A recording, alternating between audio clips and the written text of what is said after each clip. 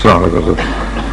حضور مجھ سے ایک ہائی کورٹ کے جج نے پوچھا ریٹائرڈ نے کہ آپ کلمے پہ اتنا زور دے رہے ہیں کہ کلمے کو ہم نہیں مٹنے دیں گے، جبکہ آپ نے کلمے کی گواہی کو یعنی اذان کو بند کر دیا ہے خود سے ہی.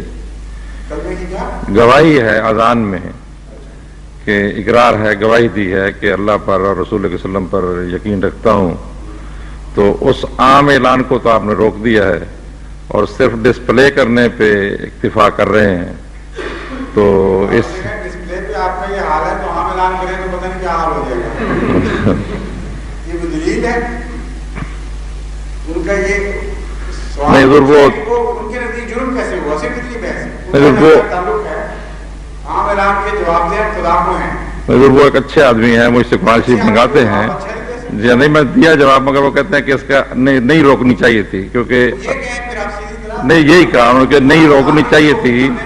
تو آپ نے کیونکہ کہتے ہیں آپ کے امام صاحب نے کہا ہے کہ نہ دیں اس وقت سے بند ہو گئی، تو یہ نہیں روکنی چاہیے تھی. آپ نے کہا اسی لیے میں نے آپ سے جی جی آپ قول سدید سے کام لیں. آپ جو پوچھنا چاہتے ہیں مجھ سے پوچھیں، میں آپ اس کا جواب دیتا ہوں. اس کی طرف منسوخ کرنے کے بجائے آپ سیدھے اپنی طرف سے سوال کریں. سوال یہ ہے کہ قرآن کریم میں اذان دینے کا حکم کہیں نہیں، اور اذان کے بغیر بھی نماز ہو سکتی ہے، عبادت کا حکم ہے. اگر اذان کے بغیر عبادت نہ ہو سکتی تو ہم کبھی بھی اذان سے باز نہ آتے. لیکن چونکہ اذان کے بغیر عبادت ہو سکتی ہے اس لیے اذان سے رک گئے وقتی طور پر. لیکن اس کے بعد اور اس کی وجہ سے اس میں حکمت تھی. وجہ یہ ہے کہ جب فیصلے کرنے ہوتے ہیں قومی سطح پر تو قومی مسالے کے پیش نظر فیصلے کیے جاتے ہیں. جہاں خدا تعالیٰ نے گنجائش رکھی ہو وہاں رک جاتے ہیں، جہاں گنجائش نہ رکھی ہو وہاں نہیں رکتے. چنانچہ سنیے غور سے، آمد صلی اللہ علیہ وسلم کہ صحابہ تکبیر سے رکے رہے جب تک حضرت عمر مسلمان نہیں ہوئے. تکبیر سے رکنے کا کیا حق تھا اگر یہ اس قسم کا حکم تھا جس طرح کا آپ بتا رہے ہیں؟ اور جس پر دین نازل ہوتا ہے اس کو تو غیرت نہیں، ان کو زیادہ غیرت ہے. پہلی دفعہ بیعت عقب میں اس وقت تکبیر کہی گئی ہے اونچی آواز میں جب حضرت عمر نے آ کر اعلان کیا کہ میں مسلمان ہوتا ہوں. پھر اونچی آواز میں اللہ اکبر کہنا یہ اور مسئلہ ہے. جب جنگ احد کے موقع پر رسول کریم صلی اللہ علیہ وسلم کے ساتھ جب درپیش ہوا ہے مسئلہ، وہاں غیرت کا مسئلہ تھا. کہاں ہے وہ جب انہوں نے اولو حبل کا نعرہ لگایا ہے تب آپ نے اونچی آواز سے کہا ہے، اس سے پہلے اعلان نہیں کر رہے تھے. مسجدیں بند کر دی گئی حکمن.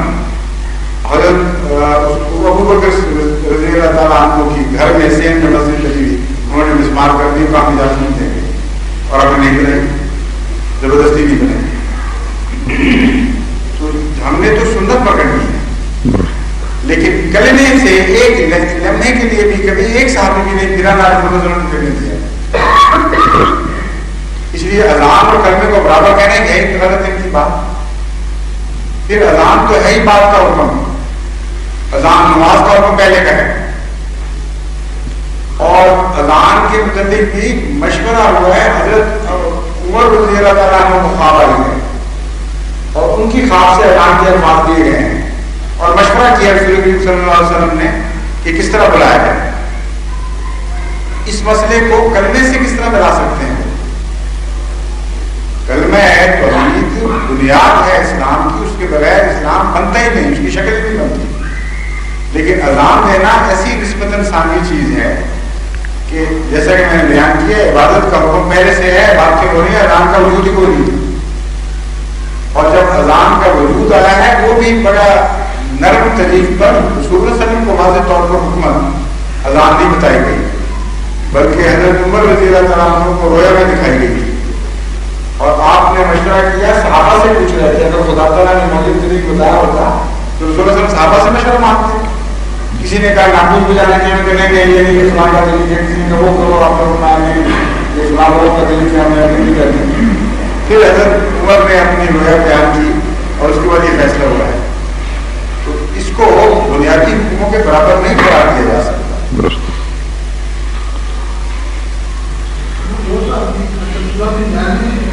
انہوں نے دیکھی وہ ٹھیک ہے, اور میرا مطلب رسول اللہ صلی اللہ علیہ وسلم نے دیکھی تھی, رسول اللہ صلی اللہ علیہ وسلم کو ارشاد نہیں ہوا تھا. اس مسئلے کی نوعیت وہ نہیں ہے جو کلمے کی ہے, اور عبادت کے لیے فرض نہیں ہے نماز اذان, اس کے بغیر عبادت ہو جاتی ہے. لیکن کلمے کے بغیر مسلمان نہیں رہتا.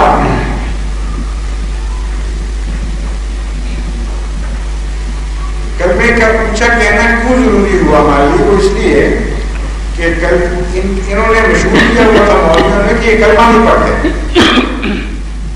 اذان تو ساری دنیا سنتی تھی, اس لیے کسی نے یہ مشہور نہیں کیا کہ اذان نہیں دیتے, اور اذان کے نام ہونے سے آپ کی زیادہ مشہوری ہوئی ہے.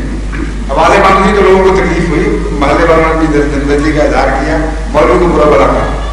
لیکن کلمے کے متعلق بھاری تعداد میں غلط فہمی جماعتیں کے متعلق موجود تھی. ابھی بھی بات پڑے لکھے یہ سمجھتے ہیں کہ ان کا کلمہ اور ہے یا یہ کلمہ کچھ اوپر سے کچھ اور پڑھتے ہیں, یا بعض جگہ غلط لکھا ہوا کلمہ, اس قسم کی باتیں مشہور تھی. کلمے کے موضوع پر ہمارا کھلا جہاد کرنا بڑا ضروری تھا جماعت کی بقا کے لیے, اور ان کو بتانے کے لیے, غلط فہمیاں دور کرنے کے لیے کہ ہمارا وہی کرنا ہے. اور ایک اور بات جو مولویوں کی سازش ہے اس میں تو یہ ہے کہ مرتد کی اصلاح ختم قرار دینے سے پہلے وہ کلمے کے میدان میں آپ کو شکست دے دیں. آپ خاموشی اختیار کرتے ہیں وہ فوراً کہتے ہیں کہ دیکھ لو جی کلمے سے باز آؤ, اور جو کلمے سے باز آ جائے وہ مرتد پکا ہو گئے. تو عقل کی باتیں سوچنا چاہیے جب جماعتی پالیسی طے ہوتی ہے تو ان سب باتوں کو دیکھ کر طے کی جاتی ہے.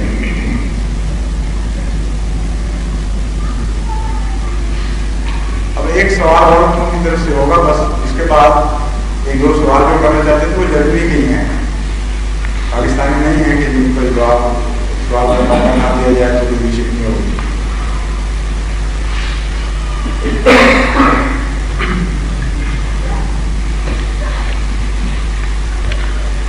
ایک ضمن ان کو یہ بھی بتائیں کہ کچھ عرصے کے بعد بعض اور مسائل کے پیش نظر وقتی طور پر روکا گیا تھا, اجازت دے دی گئی کہ آپ بے شک جانے دو مگر نظام جماعت کے تابع. اور بھاری اکثریت اس وقت جماعت کی ایسی ہے جو اذانیں دے رہی ہے, اور اس کے لیے قربانی بھی دی ہے.